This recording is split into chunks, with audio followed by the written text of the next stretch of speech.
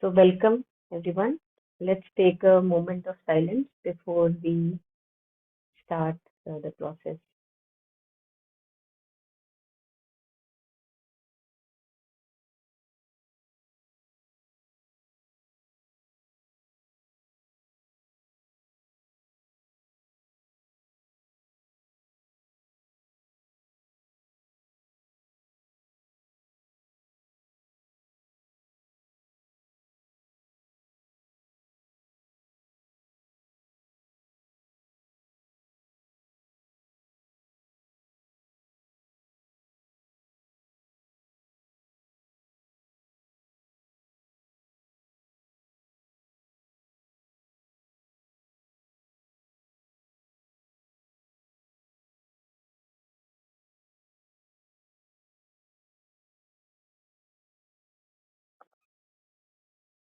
Okay, so yeah, I actually was in the middle of checking where we left last. So, if someone can help, that would be nice. But let's see, maybe when I get to it.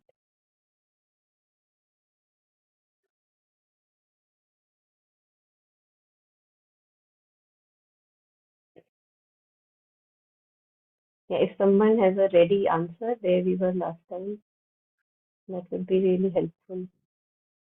Yeah, this we had started.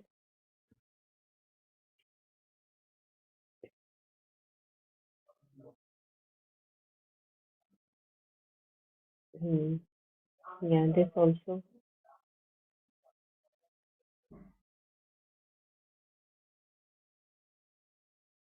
Okay, yes.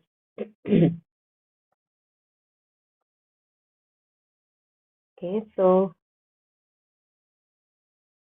yeah, we have to start from harmony and disorder as far as I can remember.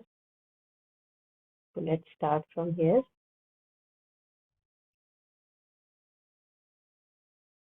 So anyone who feels like reading this out for all of us is welcome.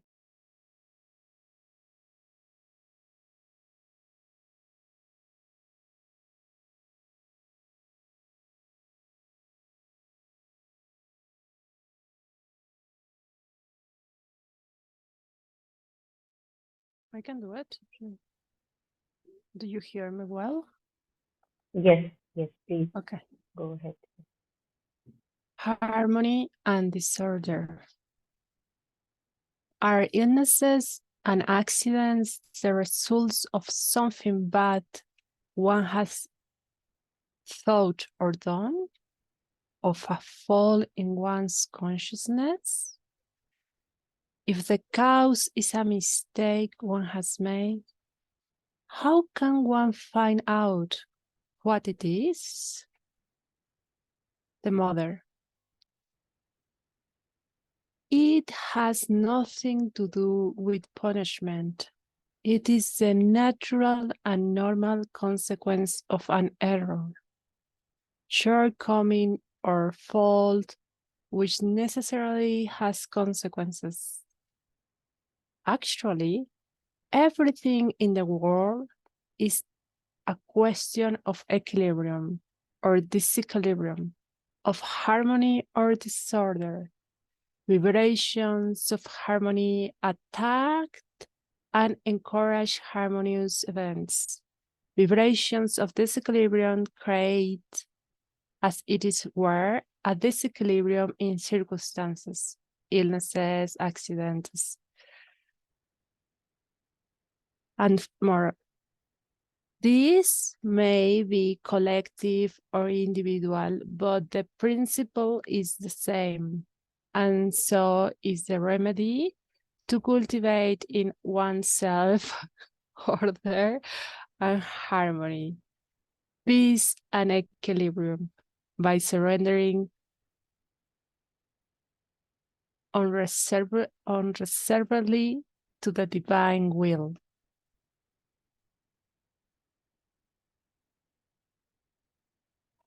Yeah, so Claudia, maybe you can take this part also up because, yeah, or what do you say?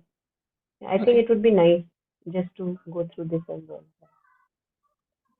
Let us say a group of cells break down. For some reason or other, there are countless reasons. They submit to disorder, obey the disorder, and a particular point becomes sick, according to the ordinary view of illnesses. But that intrusion of this disorder makes itself felt everywhere. It has repercussions everywhere. Wherever there is a point that is weaker or less resistant to attack, it manifests. Take someone who is in the habit of getting a headache or toothache or a cough or neuralgic pains, whatever, a host of little things like that which come and go, increase and decrease. But if there is an attack of disorder somewhere, a serious attack, all these little troubles repair instantly, here, there, there. It is a fact I have observed, and the opposite movement follows the same pattern. If you are able to bring to the attacked spot the true vibration, the vibration of order and harmony, and you stop the disorder, all the other things are put back in order, as if automatically. And it is not through contagion. It is not that. For instance, the blood carries the illness here or there. That isn't it. It is almost like a spirit of imitation. But the truth And is that yeah, so I the, just realized that we last time we did discuss until this because I remember the spirit of imitation. So we did talk about this, and yeah, today maybe we can take the rest of it. Yeah. So you can maybe finish this one. okay. But the truth is that the harmony that keeps everything together has been attacked. It has succumbed, and so everything is disrupted, each thing in its own way and according to its own habit. It is something I have observed on the level of the body cells hundreds and hundreds of times. And then you no longer have at all that mental impression of one disorder added to another, which makes the problem more difficult. That isn't it at all. It is. If you get to the center, all the rest will be naturally restored to the order. And that is a fact. If order is restored at the center of disorder, everything follows naturally without you're paying it any special attention. Yes, we read this last time, I guess. Yeah, we Just had. thank you. Yes, thank you. Thank you for reading it again. Yeah, so I think we had taken it up last time, this one, harmony and disorder, where we were talking about just like there is a like a vibration in if one cell is ill and then mother is sharing that the weaker parts also get it easily. And for example, we have all observed that at times when we are not feeling well, just uneasy or something has happened, then suddenly the weakest most part in my being, for me it could be throat, for somebody else it could be head or back or leg or anything, that also takes up that weakness and it shows it up. And then mother says that it would be so nice if through a vice versa spirit of imitation, if one center, if the center of it all is harmonized, if we instill in it, say, for example, absolute peace, faith, and immobility, Mother talks about there is a power in immobility, no mobility in thought, no mobility in feeling, no mobility in physical body, then that also spreads like powerfully. So then Mother says that then we don't have to correct each and every aspect. Everything automatically gets back to harmony and order. So this we talked about last time.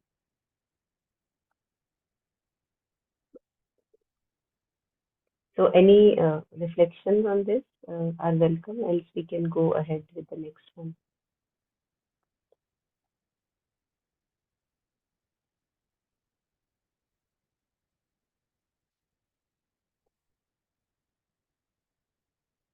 I was thinking that for this one, it's very important to work with the shadow and the subconscious because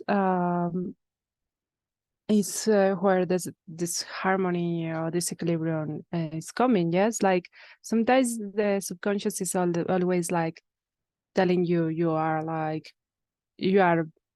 bad, you are ugly, you are different, you are like all these kind of deficiency stories, like and actually you every day you don't think that you are all of that, but in your subconscious you are repeating that, so you are bringing so much disharmony to yourself. Yes. And also when you watch all this television and top models and all these kind of things, then you repeat in your subconscious, you say, oh yes, it's true, look at, they are so perfect and they are the perfection of the perfection and they are the ones that are. So it's like this kind of hypnosis that we create in ourselves, or the society creates, and then we are like in this harmony, like with us, with our true spirit, because we are like in this disassociation, like we don't know exactly what is our true purpose, in that moment. So I just was like, yeah, thinking aloud. Just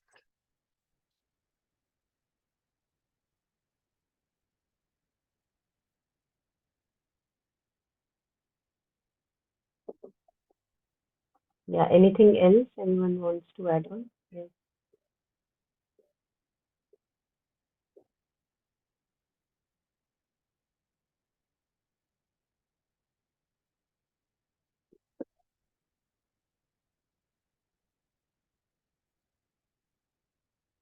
So I can also, I think what you were touching upon, we can also connect it to that when there is negativity in us and when we are looking at darkness or shadows in us. So one thing is that I work with each and every darkness, and each and every weakness I work with. One aspect is that, but then there is no end to them, and we can just go on and on and on working with each and every one, which I would say is part of the process. But what we can also do is correct the center of operation, because in the ego consciousness or surface consciousness, mostly we are just cloudy, hazy, full of doubt, confusion is there, self-worth issues are there, I'm not good enough, the other one is good enough, we all know this. We become angry, we become frustrated, annoyed, what is the focus is the other person, he is not doing his best, or, how to fix the other person. But, and there is no end to these complications. But when we have touched upon a couple of complications, uh, individually, then maybe we can try to just totally shift the center of operation, so that that purity from which we work also reflects in the surface consciousness automatically. Like I'm saying automatically, nothing is automatic, but in the sense that I'm not working on each and every weakness in my surface consciousness, but I'm just operating more and more from the inner being. And then the surface consciousness just becomes a like obedient servant. So making that more concrete, So the center spreads that harmony everywhere rather than correcting each and every aspect of negative thought, negative feeling, which again is a part of process which we use from time to time, focusing on one particular individual weakness, imperfection, or some attached spot that I may be having. From time to time, we may need that, but not every time because these are endless. So what we do, like for example, in integral yoga, what we try to do is to make our identification with mother's consciousness or devotion to mother's consciousness more stronger. So that becomes more concrete, more real. So that whatever happens in the surface or the outer, that doesn't have now that much of significance, which uh, yeah, or reality as uh, your inner consciousness. So that becomes more and more real and solid and strong and gains power. And due to that harmony, then the doubts and confusion in the outer being also slowly just wither away. Yeah. Okay. So anything here before we move on?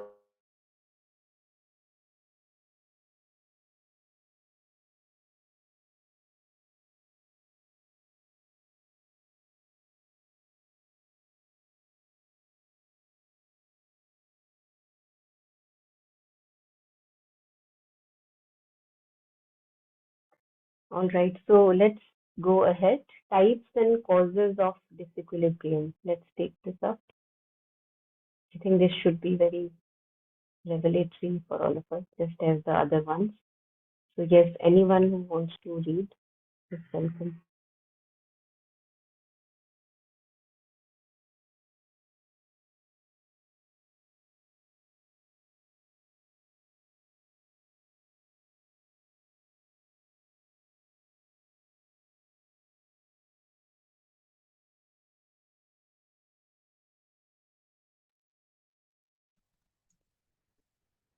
Yeah, I can start. Types and causes of disequilibrium. The mother. I have told you that all illnesses, all, whatever they may be, I would add even accidents, come from a break in equilibrium. That is, if all your organs, all the members and parts of your body are in harmony with one another, you are in perfect health. But if there is the slightest imbalance anywhere, immediately you get either just a little ill or quite ill, even very badly ill, or else you have an accident. It is always when there is an inner imbalance. But then, to the equilibrium of the body, you must add the equilibrium of the vital and the mind. For you to be able to do all kinds of things with immunity without any accident happening to you, you must have a triple equilibrium: mental, vital, physical, and not only in each of the parts, but also in the three parts in their mutual relations. If you have done a little mathematics, you should have been taught how many combinations that make and what a difficult thing it means.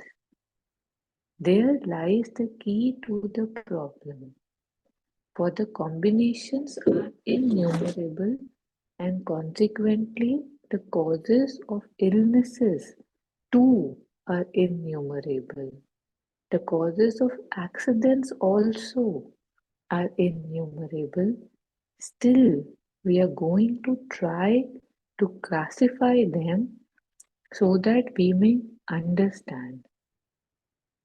First of all, from the point of view of the body, just the body, there are two kinds of disequilibrium: functional and organic. I do not know if you are aware of the difference between the two, but you have organs and then you have all the parts of your body: nerves, muscles, bones, and all the rest.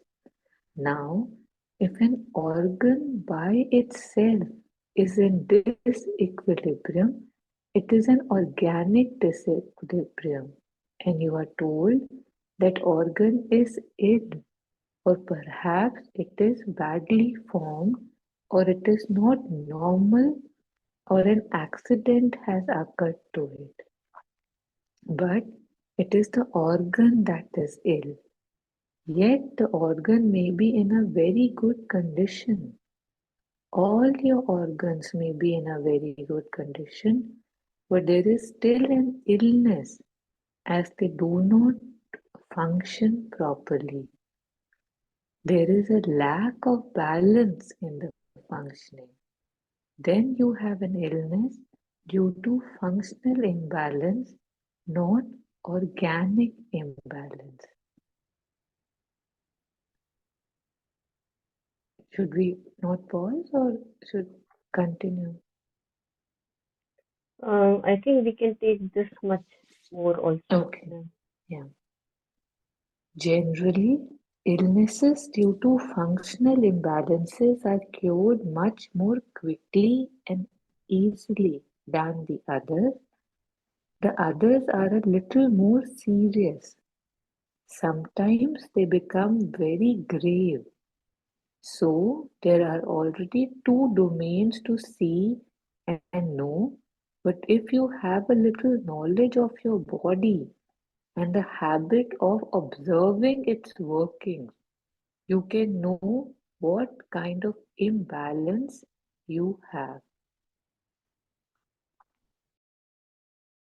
Yeah, thank you.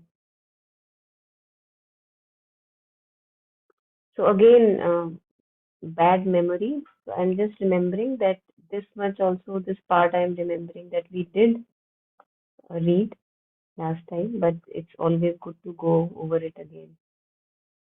Yeah, because Mother was sharing how many different types of permutation combinations can be there. The relation of mind, mental with the vital, vital with the physical, physical with the mental, physical with the vital.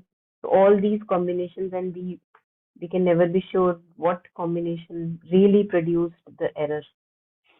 And then the classification part, I think we can now maybe newly touch upon.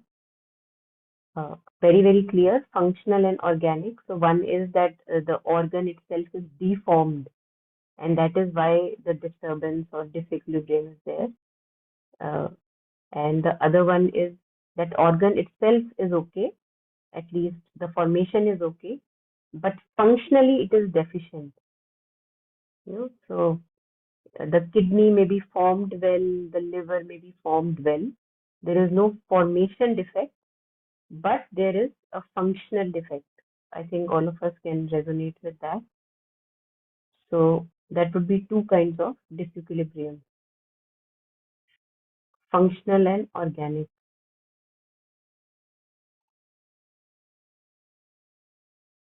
And then, of course, as we would understand that functional imbalance can be cured quickly than because if there is a functioning error, then homeostasis can be created and it can begin again to function normally, what we call normal.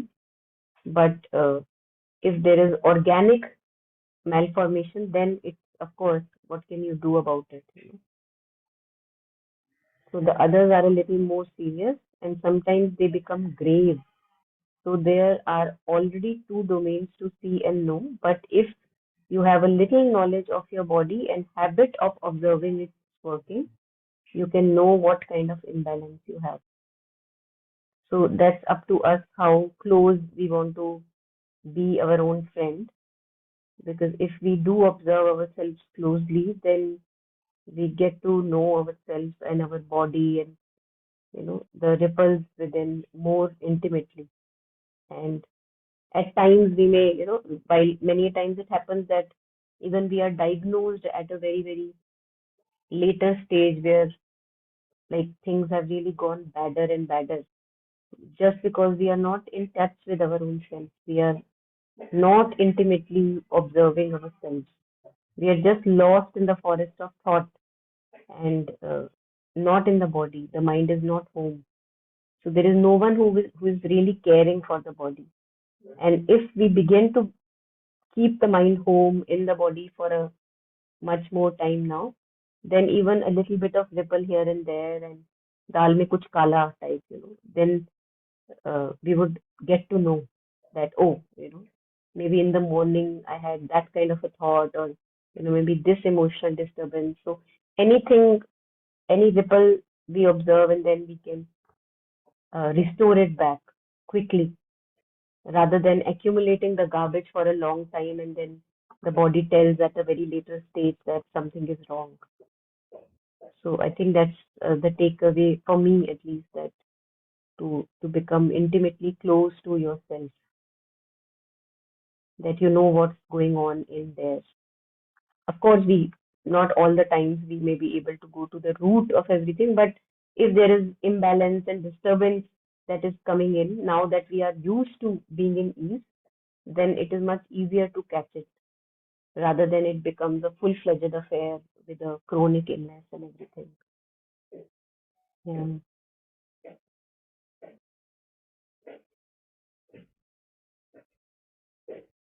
So anyone who wants to add on anything here? Anyone?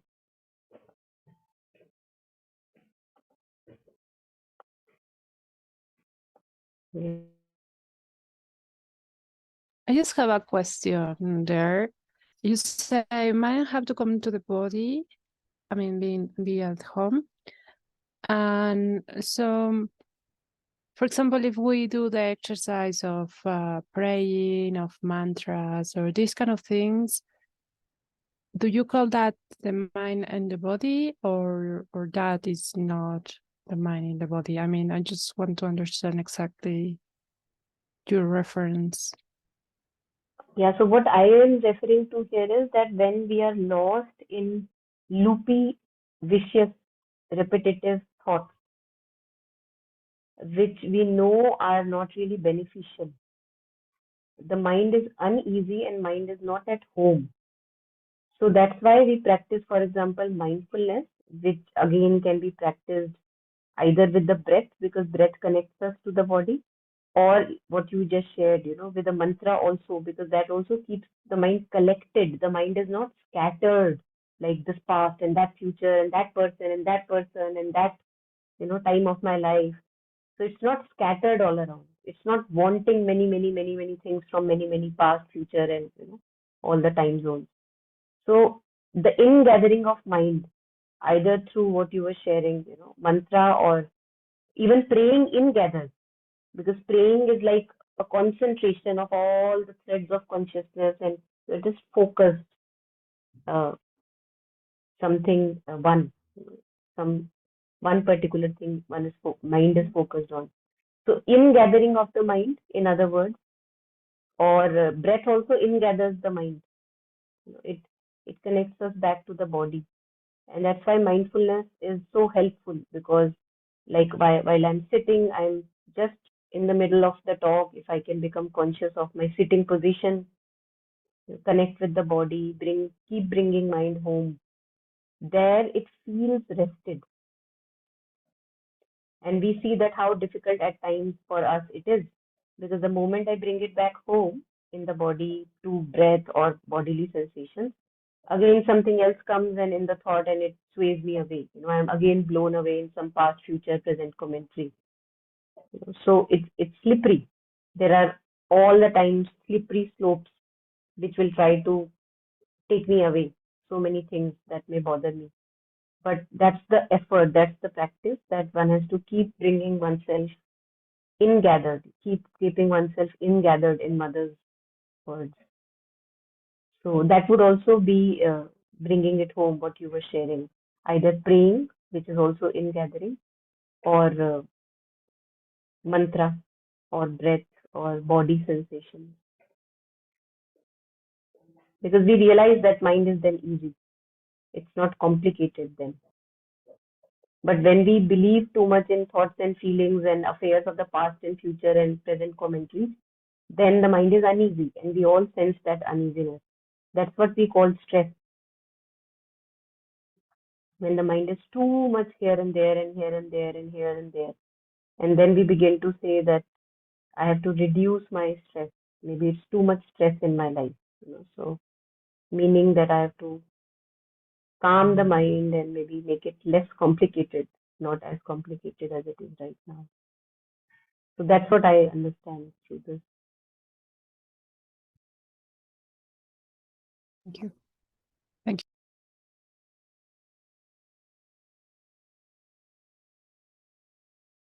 Anyone else wants to add on anything here?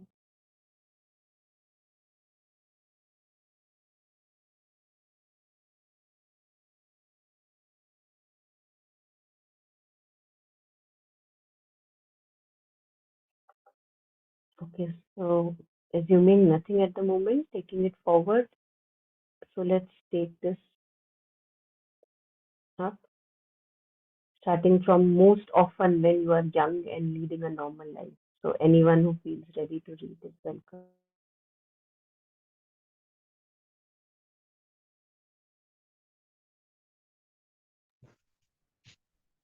Most, I'll go.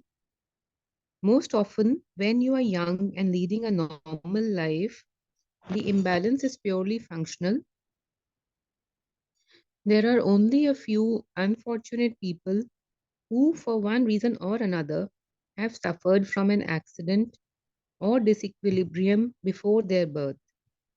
These carry with them something that is much more difficult to cure, not that it is incurable.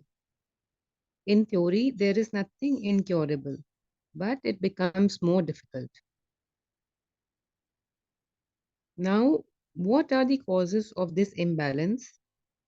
Whatever it may be, as I told you just now, the causes are innumerable because, first of all, there are all the inner causes, that is, those persons to you, those personal to you, and then all the external causes, those that come to you from outside.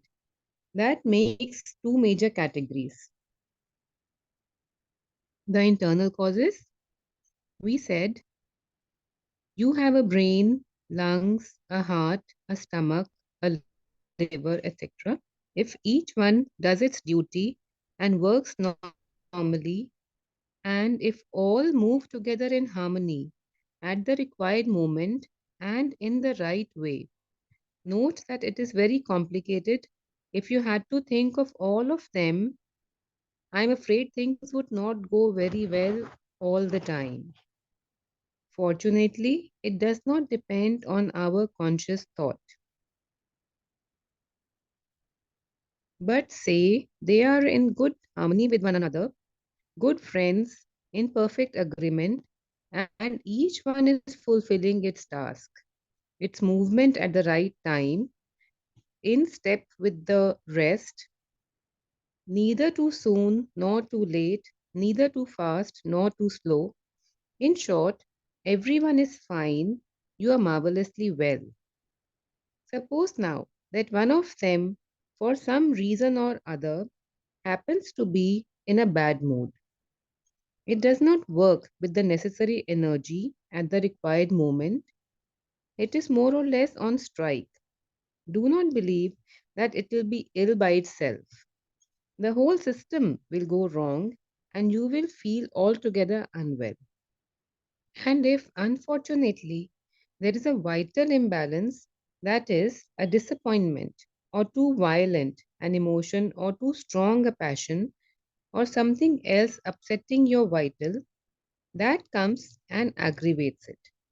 And if, in addition, your thoughts roam about and you begin to have dark ideas and formulate frightful things and make catastrophic formations, then after you are sure to fall, then after that you are sure to fall quite ill.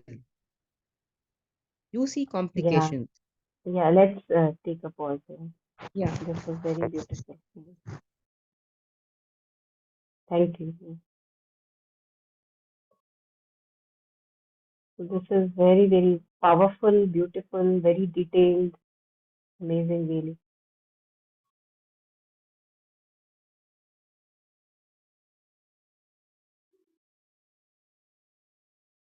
Yeah, so most often when you are young and leading a normal life, the imbalance is purely functional. I think we can resonate with that. But then there are unfortunate, of course, we again resonate with that, that there are cases where just for some reason or another, there is a disequilibrium and we just can't do much about that. You know. Or we can do, but it's not as easy and simple as the other functional imbalances. So this one was really very powerful. You know, this one that, and I've been really often wondering about this, that uh, how in a day-to-day life we often talk of, being grateful and why should I be grateful? There is nothing right with my life. All kind of things go on in my head, in our head. But then if we see that how grateful we actually can be, because each part of the body in day-to-day life is functioning all by itself. And that's what Mother is sharing, that it is very complicated. All the organs, all the systems of the body just working all by themselves, keeping us well, and one little thing goes haywire, and then we understand how precious our health is. You know. And Mother says that thank God for it does not depend upon our conscious thought that, oh, I have to keep my heart running. Oh, the blood flow on the left one is not enough, on the right one is not enough. We don't have to think about it. It's all going on like a default system. And because it is going on in default, we take it for granted. And that's why so many other things we top up on our life and we say that this is missing from my life and that is missing from my life. But when we lose a bit of our health and then get it back, then we realize that, oh my God, we may actually not realize it even then. But if some of us are lucky, then we may realize that waking up each day, being grateful for a life, for a well functional body or relatively okay functional body, how big of a task is already going on beautifully. So if we divert our attention on that, we realize that wow, it is actually nothing short less of a miracle. As Albert Einstein says, there are two ways to live life: either thinking that nothing is a miracle or everything is a miracle. You know. How come it is possible that so millions of neurons and synapses are working well? When we read a word, we are able to understand it, we are able to reflect upon it. We know what is a reflection. When I want to bring the mind to breath, I can bring it. It listens to me. Isn't that amazing? It may go back again, but it still listens. The moment I want to move a finger, it moves. So that only we get to know when at time, most of the times we are ungrateful for that. We think that ये तो सबके पास है, everyone has that. But when we suffer, that's what somehow we are like that in our ignorance. When we suffer and when I want to move the finger, now the finger is not moving, and then when it regains its function, then I realize that wow, now it's moving. Wow, isn't that amazing? so, so that's how it is, that's how we are. So this is something I feel that this is very beautiful if we can contemplate and reflect upon this. That so much is granted to us. Yeah. Yeah, so I'm sure there are good reflections here. So anyone who wants to share anything, please go ahead.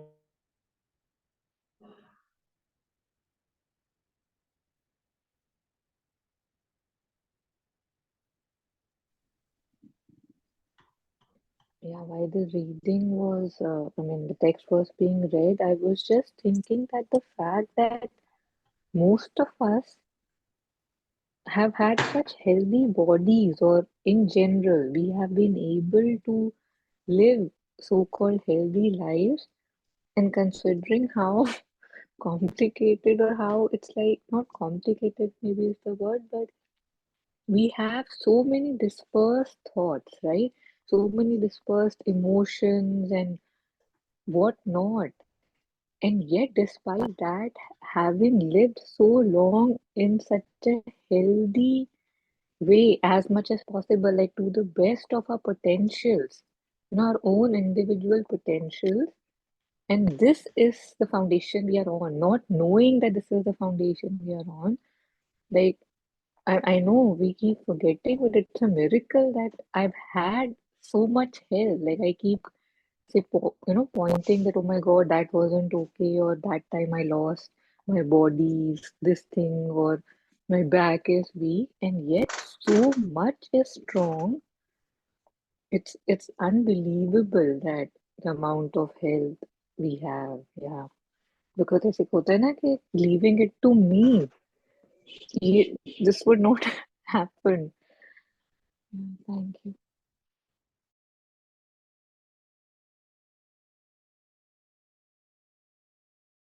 Yeah, so true, very true. Given the amount of poison we have, as you shared, in our thoughts and feelings, still to have a relatively functional body is actually a miracle, no doubt about it. But it's only that we forget that it is a miracle. We just all the other missing parts in our life, so-called missing, they take so much of attention. This is missing, that is lacking. Oh, I don't have that. Oh, I lost that. That takes up so much of attention and time and energy that this doesn't come to focus. So yeah, amazing, really. And I think that's why when we hear Jetsunma sharing, that we must practice because we have the opportunity to practice. If I don't, and Kabirji also says that do it right now when you are relatively healthy. Practice right now when you are relatively healthy, because when your body is rattling with pain, when old age is there and the body parts, are not functioning as well as they do in the young age, then he says that then it will be even more difficult. So practice right now. Don't waste any time. Taming the mind and all the practices that we want to do, purifying ourselves of bad thoughts, ill emotions. Do it right now, because when the body is weak, paining, then you would not be able to do that. And we all know that in a little bit of pain, how at times it may happen that we are able to ingather even more focused way. But if the pain is too much, then even that ingathering, if we are not used to that ingathering of mind, it doesn't happen. We are not able to do that. So that's why making the best of our relative functional health that is there right now. Yeah, making use of the opportunity. So why practice? Because I can. So that's why practice. When I can't, then I can't. But right now I can. So that's why making the best use of it.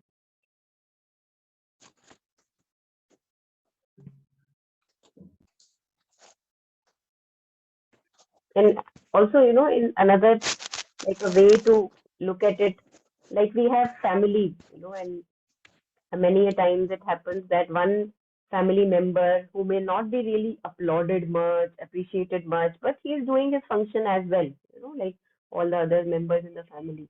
Now, immediately when that member of the family is gone, like maybe changes places or, not there anymore, then suddenly there is an imbalance that we feel.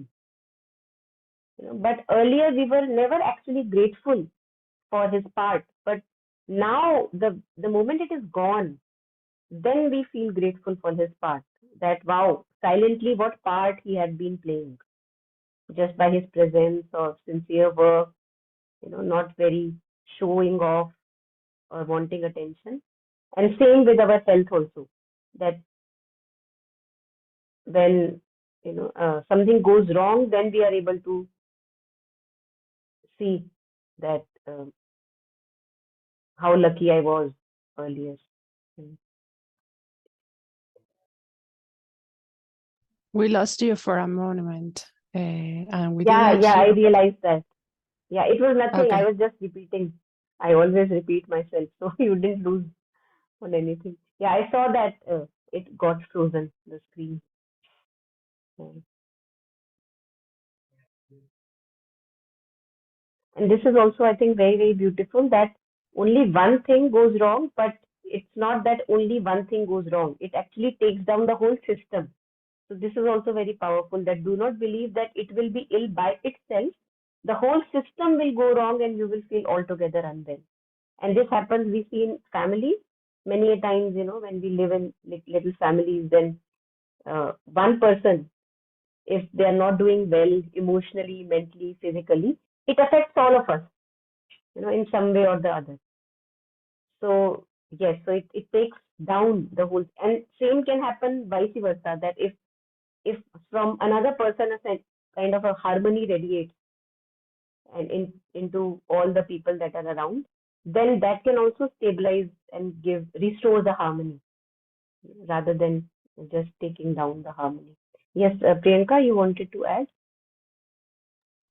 Not add, but yes, share my reflection and experience that I had many years back. And I was just going to say that to have a reason to smile in our day to day lives is so profound, yet often taken for granted. And this realization dawned on me many years back when I was faced with a challenge in my family. My father diagnosed with something very critical, and it was such a big blow. I was trying to find a solution, and it almost felt like a dead end. And nothing in my life at that moment would give me a reason to smile. And I would look at the world around, and nothing has changed. Only my world has changed. Everybody was smiling or laughing. And I would feel how beautiful that is. And that was the first time that I ever felt that this in itself is so big. And I always had it, but never ever thought, looked at it this way. And that particular phase in my life, just that simple reason to be able to just smile with family or otherwise also, we take it so for granted. Not that after that, I mean, I do remember this and I do hold it very somewhere in my mind. It has given me a deep imprint, left a deep imprint. Yet in my day-to-day life, when I am out of a challenge, I won't say that it still all the time. I do remember to be grateful and thankful that I have a reason to smile. But I'm just still reiterating this, again mentioning this, because I want to remind myself again and again that remember that time when how you felt, that even the food or whatever I would do, whatever accomplishment I had, nothing seemed of any value to me. I just did not have a reason. And now, after that, of course, life changes, situations change. And there are so many incidents where one have had so many reasons to smile, and yet one always figures out things to grumpy about and feel less about. तो यही लगता है कि जब अगर एक मौका है, अगर एक जिंदगी में एक रीजन भी है कि हम हंस पा रहे हैं, तो अपने आप में बड़ी चीज है। यही अपने आप को ही याद दिला रही हूँ ये बोल के। So thank you so much. या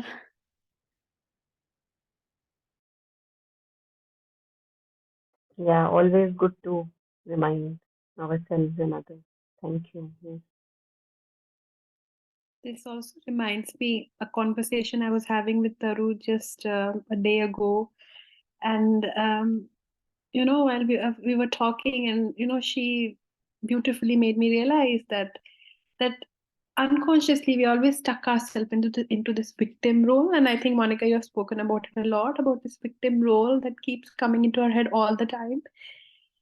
And if for a moment we can just let go of this lack, whatever it is, even just for a moment, if we can let go of the lack and just really be grateful, like like Priyanka was saying about a reason to smile, that like not even one reason, but just being grateful for being alive in this moment, even whatever it is, and even yesterday I was on the bus and that story started repeating about something which I was really upset. And immediately a blind woman came. She came and there was an assistant, a blind woman, a man came, and there was an assistant who were helping them, holding the hand. And immediately Taru's words came into my mind about this lack. And I just thought, my goodness, like how much we take for granted. Like, and she was smiling when she came in. She couldn't walk, but she was smiling. She couldn't see.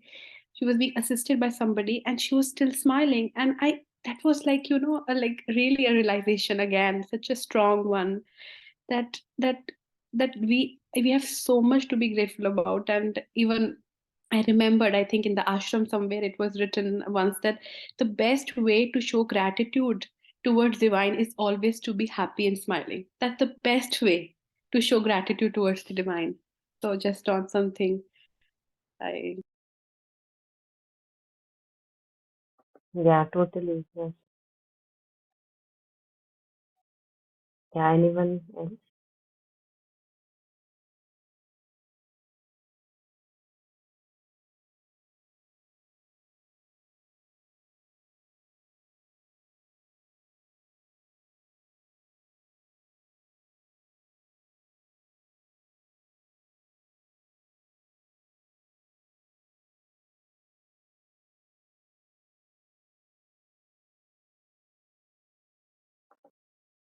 So I think here it also mentions that along with the physical system not being well, if unfortunately there is also an emotional upset, vital imbalance, then we all know how bad things can become, how uneasy they make us feel. So, and if unfortunately there is a vital imbalance, an emotional upset, and most of the times we ourselves are fueling it by thinking and rethinking and rethinking and regurgitating about it. So, if we realize that we are doing it and if we can stop it, that can really help. So, if there is a vital imbalance, that there is a disappointment too violent or an emotion too strong, a passion or something else upsetting your vital. So, vital has a lot of force, and when that gets disrupted, uh, because we are how we live usually is too identified with our vital self, too identified with my wants, what you were sharing, the feeling of always the feeling of lack, mostly we live identified with that. We don't see it as a part in my being. I see myself as that I am the one who is upset. I am the one who is lacking, incomplete, wanting, demanding. We don't see that it is a want somewhere floating around in my consciousness. I don't see it as that. I become the want, I become the lack, I become the disappointment. So then what happens is, because the vital is full of force, that is the part which is giving us the force. When that is disappointed, then the whole system it pulls down with that taking back of the force. It's like it withdraws its support. That since you are not fulfilling my demands, I'm just in a bad mood. And we all know how difficult it is for all of us to dissociate from a bad mood.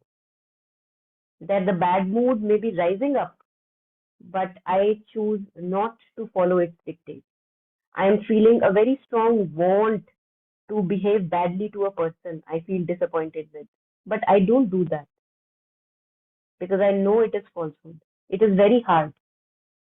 And I'm sure all of us know this, that how hard it is to not to listen to our mood, because we are a slave of our moods mostly.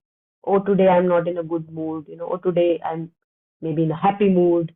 So going more with friends and all that, talking more. But now today I'm a bit disappointed, and we fuel that disappointment. We are the ones who are trying to listen to that disappointment, and uh, actually entangling ourselves into that swampy water, which doesn't give us anything. So what you were sharing, and that what mother also shares, that uh, to it requires a lot of courage. That is why love is synonymous with courage. It requires a lot of courage, that if I truly, truly love myself, can I now begin to dissociate from the mood?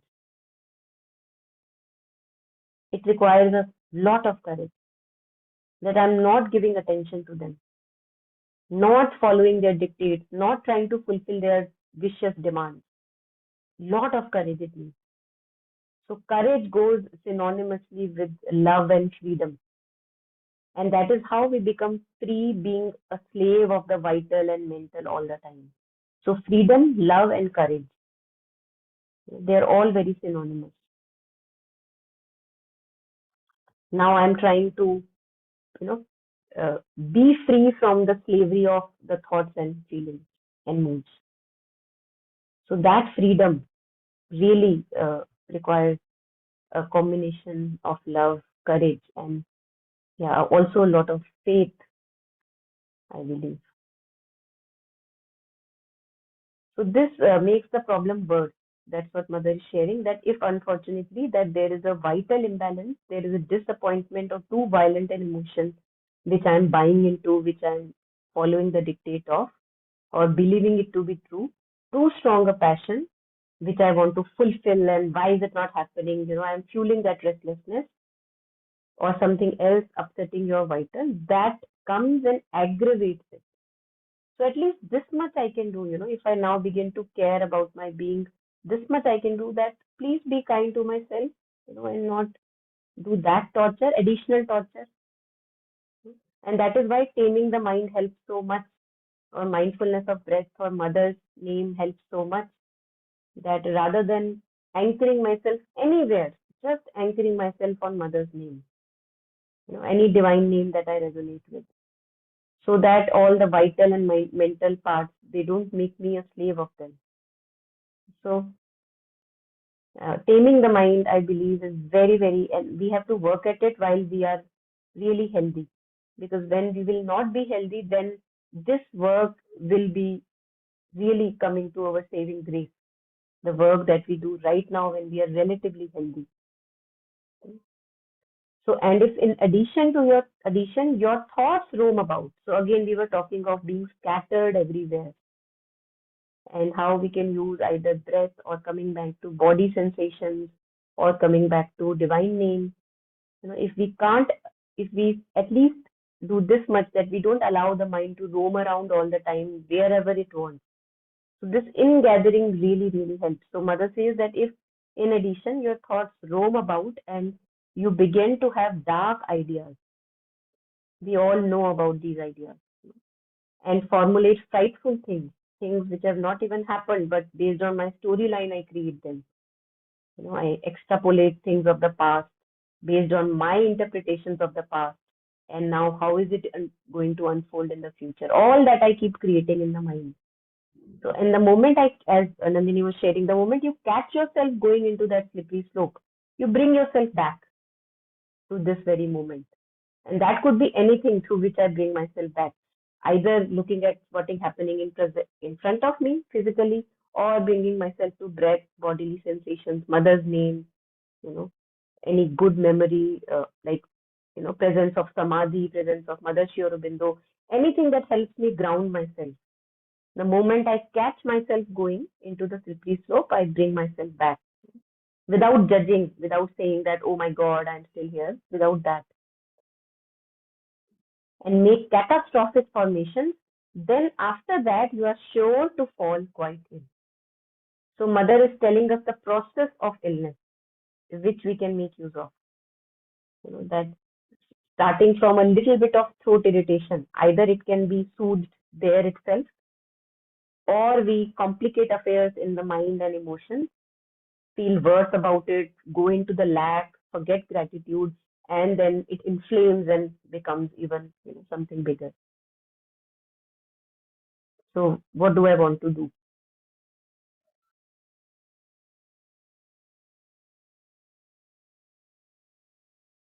And this gives us a lot of power back, because usually we are thinking that when we are ill, something else is making me ill. But when we read about this process, then I realize, oh my God, I'm doing a lot of addition here, which I don't have to. So at least that additional torture I can stop. Rest, whatever is out of my control, maybe stays out of control, or maybe heals, I don't know. But at least the voluntary addition, the conscious, so far unconscious, fueling of the illness, that I can stop. So yesterday, day before, I was talking to a person who was diagnosed with an illness and wanting to work upon herself. Lots of, again, consciousness was already present that I want to work on my rigidities and everything. And she was sharing that I am not afraid of death, but I can't just let go of this person who did this to me. So that's the vital self. That's the vital self. What was done to me, and who insulted me and who rejected me, and what I did to some other person, how things did not go well in my life.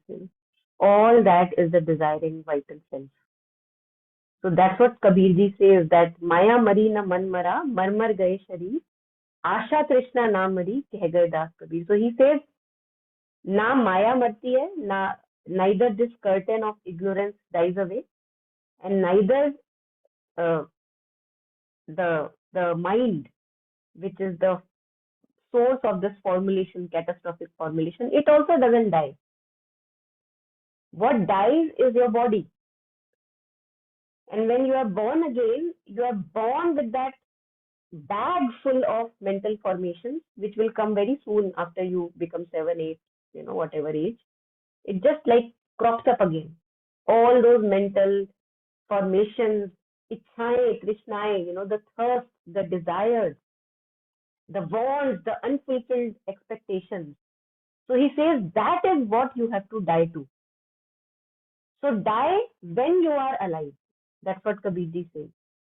Die to your desire self while you are alive, so that when you die, you truly die. It's not that your ghost lives and takes on a new life. And when we mean truly die, we don't mean consciousness dies. It means that the bundle of imperfections and the bundle of wants and desires, that doesn't die. So what do I want? Again, I have to ask myself, do I want to use this life for this purification, or do I want to just die with all the desires, defending all the desires that yes, they are totally valid and I want to keep on fulfilling them and again get a birth with those unfulfilled ones? What do I want to do?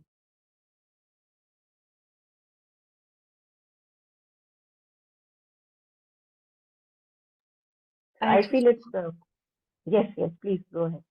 I just wanted to share here about what Mother says, that how we fuel our illness with our mental formations, and that's something I've really witnessed in person with my mother, who was diagnosed with terminal illness just a few months ago. When the news came, I remember what she told me. I was crying on the phone, and she told me, that she said, "Tu kyun ghabra rahi hai? Why are you afraid?" Because she was a very strong devotee of Lord Shiva. She said that मैंने तो महाकाल का हाथ पकड़ा हुआ है, that I have held the hand who controls, who is the destroyer, who is the Mahakal. So काल मेरा क्या बिगाड़ेगा, like, you know, the small thing, how will, and that attitude, I mean, she did not get cured how we think cure happens, you know. But like, even the doctors were surprised that in such a late stage of terminal illness, she she was completely okay, as if her soul was untouched by it. It was like life changing experience for me. Her stomach was swollen, her feet were swollen, but she was doing everything like a normal person would do. Just the label was attached that she's terminally ill. And even how she went away, even doctor couldn't understand how she went away. It was such a conscious going. So I mean, that I've seen it, that, you know, there's so much pain, they say this happens, that happens. Like, she did not have even this much of pain, and oncologist said that, I'm surprised, somebody whose liver is affected, this is effective, she doesn't even look anything has happened to her. And that's something which was so much eye opening for me, because her mind was untouched by it. She did not identify. She kept saying everybody, थोड़ा सा infection हुआ है, infection है, ठीक हो जाएगा. You know, and I was so, it was an eye opener, and I really resonate with it, you know, that how we fuel it with our mind and thoughts. Beautiful. Yeah.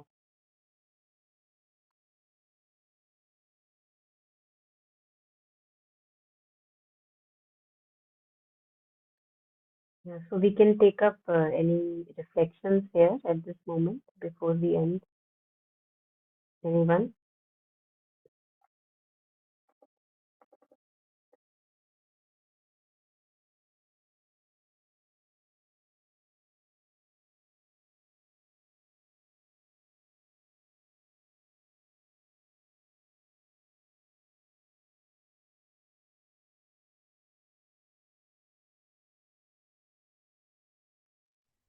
Yeah, again and again, I think it's coming again and again that if I am into my, like these senses, like my mental, my vital, it's an impossibility that I listen to them or I take them to be truth and I live light or live simple. Like that's not the possibility. Like it's like, that I have an active choice to make. How again, you talk about Kabir ji so many times about being vigilant.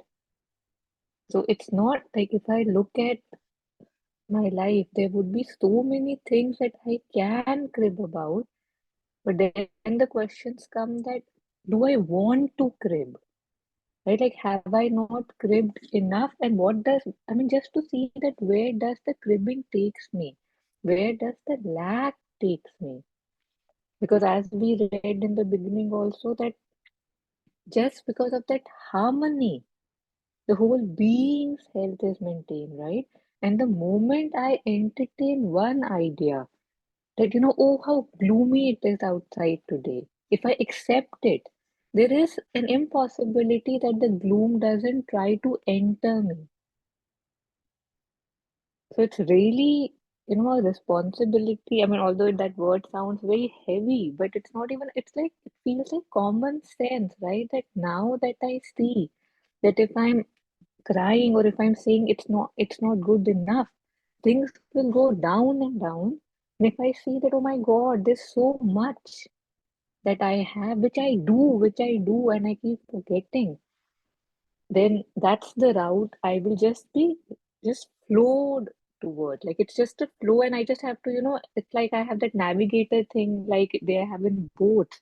That which route do I want to go? I want to flow in the river of, like lack and complaint, or why is everything wrong and why was this world made? Or I can just be that I don't know. I don't know. I mean, there are reasons, but I don't want to be there where there are reasons. There are feelings, but I don't want to be because I now have someplace else which takes me a bit aside from that mental and emotional turmoils. And yeah, there's a book I'm reading, although it's for little children with my 8-year-old. It's called The Faraway Tree. And in that, there's a character called Mr. Changeabout. So whenever somebody says, like, if somebody says, "Oh, Mr. Changeabout, you're so generous," Suddenly he'll become like, like maybe beautiful and plump and smiling. If somebody says such a change about what did you do? Suddenly he'll become mean and greedy, and then like his body would change according to how he's feeling and what is being said to him. And of course, it's a book, and they make it into larger than life kind of a thing. But don't we all do that, right? Like how you were discussing that there has to be a point where one has to stop getting affected. And then when we read things like this, it's very weird that, this is exactly what I'm doing. Somebody praises me, I swell up. Somebody says this is not okay, and I go down the dumps that how everybody's misunderstanding me and I'm not respected. And it's funny, like it's either sad or it's funny, but whatever we choose, sad or funny, the thing is we can now that I can see, I can maybe step back a little bit every time. It helps. Yeah, thank you.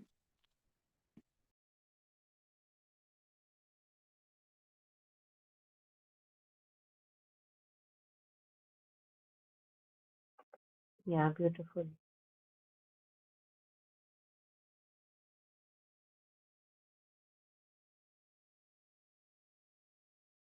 So Mother and Sri Aurobindo, what you were sharing, they talk about one of the qualities, one can say, of soul consciousness, that one is operating from the soul consciousness or the inner being, is the quality of samata, or equanimity, or equality, in other words. So what you just shared, that usually we are just a slave and puppet of whatever somebody says to me, as you said. If somebody praises, puffing up is there, welling up is there. If somebody insults, rejects, or doesn't appreciate, disappointment is there. So to begin to observe these ripples, that wow, what a circus happening within, really. And that's what mother says, that when I was little, when mother was little, then she did not feel the need to go out like other children would do, to outer circuses and entertainments, because she found her own inner world so entertaining. So, so this is really beautiful, that when we begin to become conscious of our ripples, then we can save a lot of money of those movie tickets that we may go to, for now that I'm getting bored, for example. Yeah. So this quality of equanimity or samatha, I wanted to stress upon that, as you were sharing, that little by little, if we begin to take baby steps to detach ourselves from anything which is poisonous and wanting attention and name and credit, we keep stepping back every moment, as long as we can. We may still slip moments, and we will, but again, not to blame ourselves. Just the next time, whenever I can, again, step back from anger, frustration, annoyance, stepping back, stepping back. Mother talks about stepping back. So these little dots of purification, when they get added up, they make my whole life slowly, gradually purified, sanctified. And that's all we can do. I think that's what we must do, because we can. That's what we can. Otherwise, what's the point of being conscious if I can't make use of consciousness? So that's really, yeah, very good.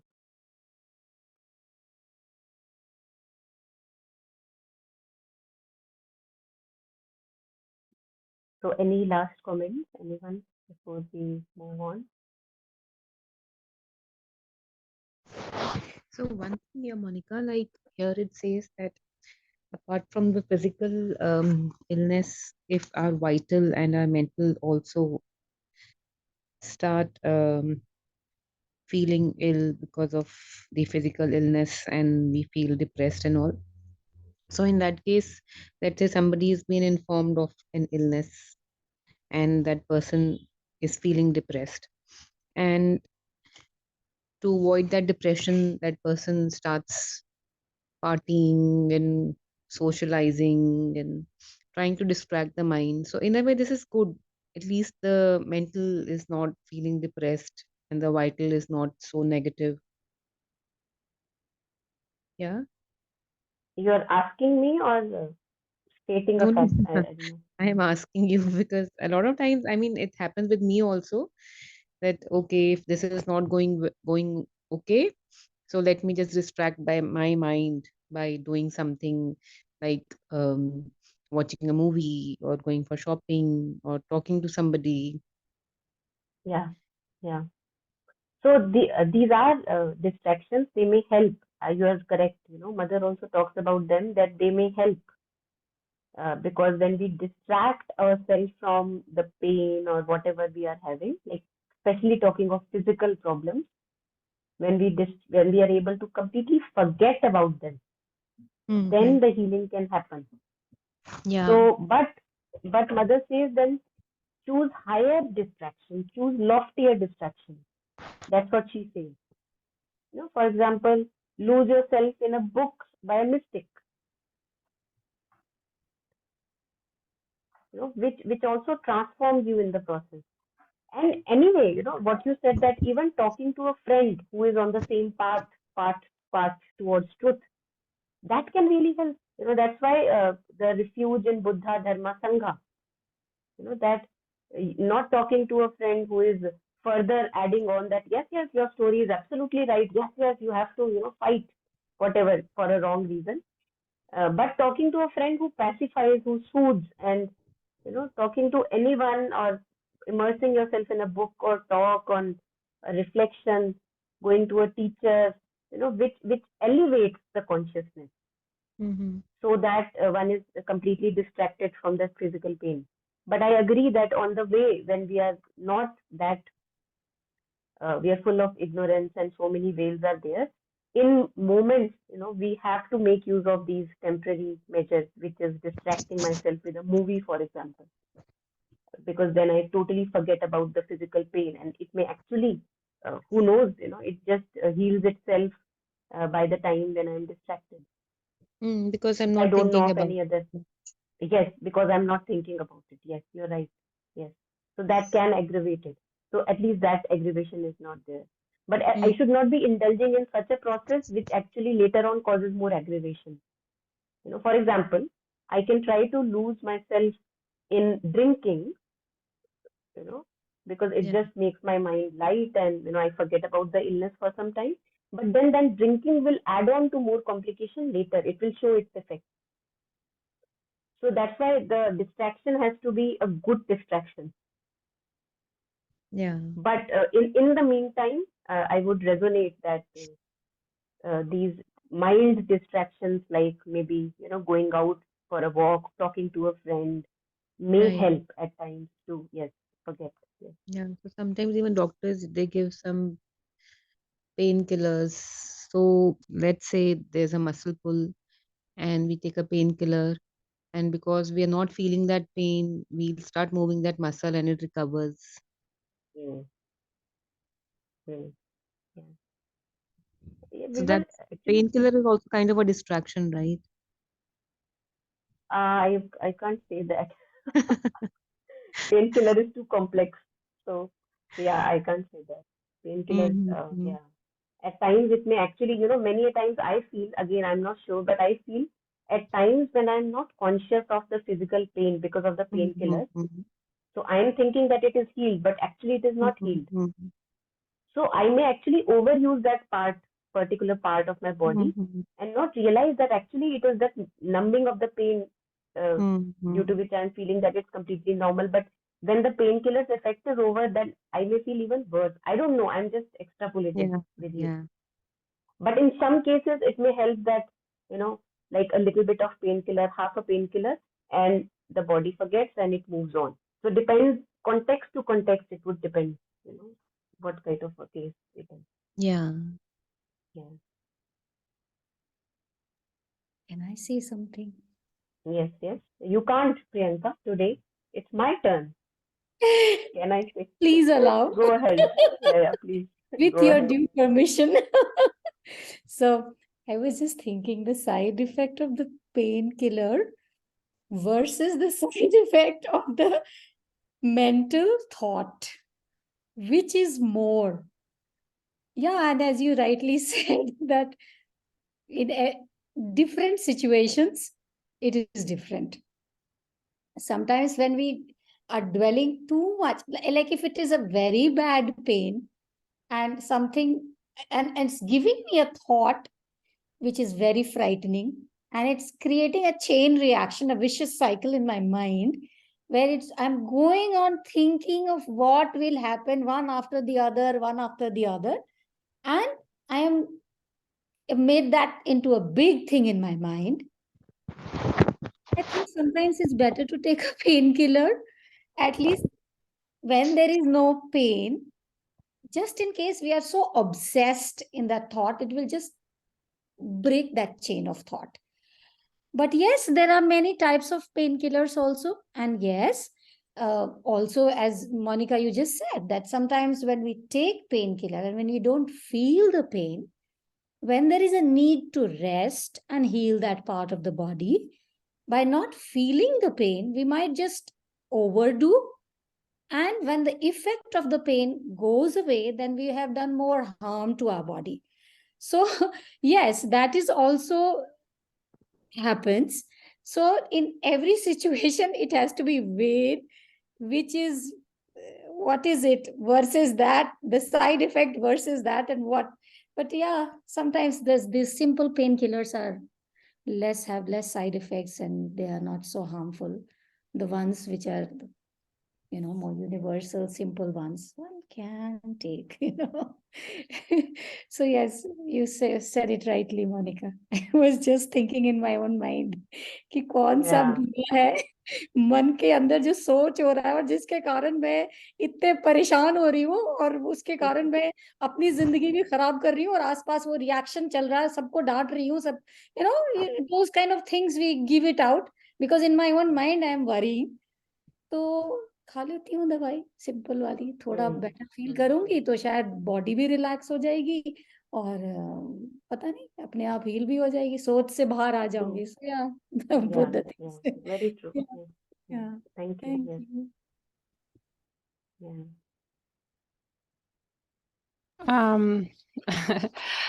I Yeah. like so much the intervention of I didn't remember who say that the smiling is very good sometimes.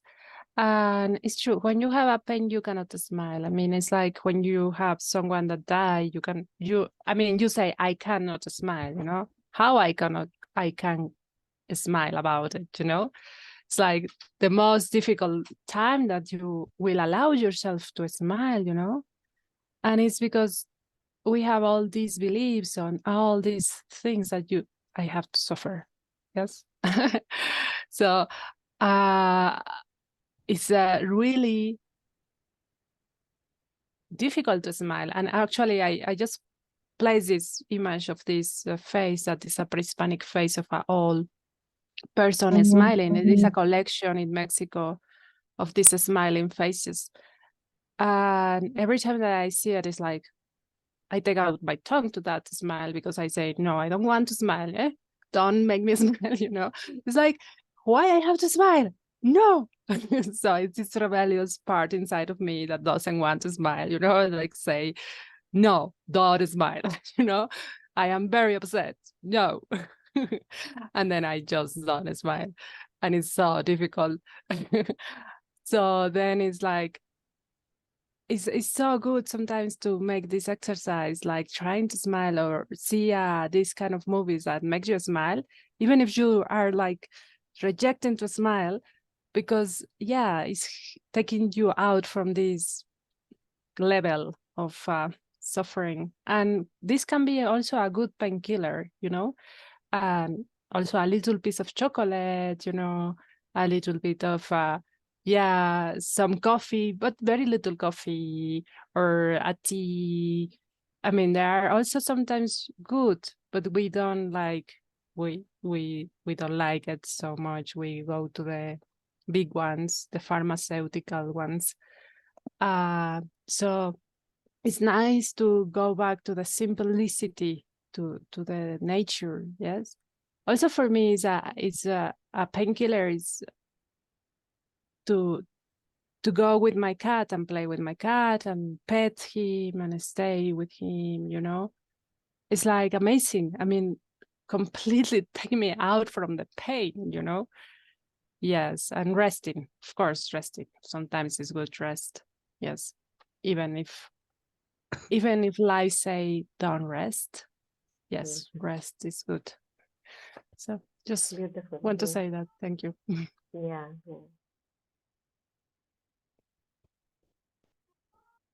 The sleep is a very good, healer also, right? Because when we sleep properly, as Mother talks about, that there is a process of putting ourselves to sleep also when the mind is rested, feelings are quiet, the physical is absolutely still, and then you go quietly into sleep.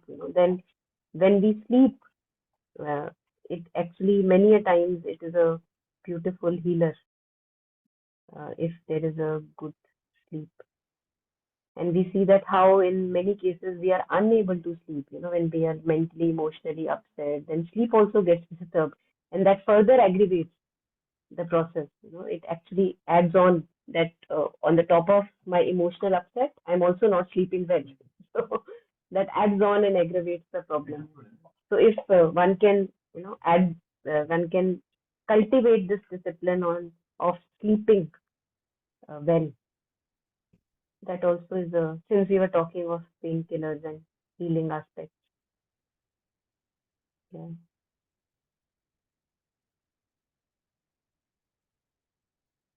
Whatever helps.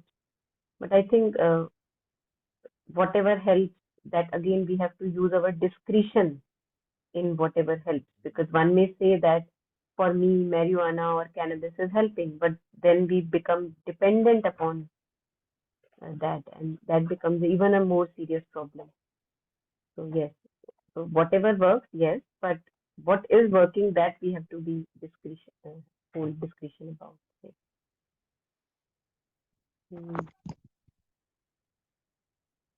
Okay, so I think maybe today we can stop here and rest. The half of it take later next time. So before we leave, as always, just taking a moment of silence, just sharing, dedicating all the merit, the goodness, the delight, joy, understanding from collective listening and reflection, sharing that with all the sentient beings.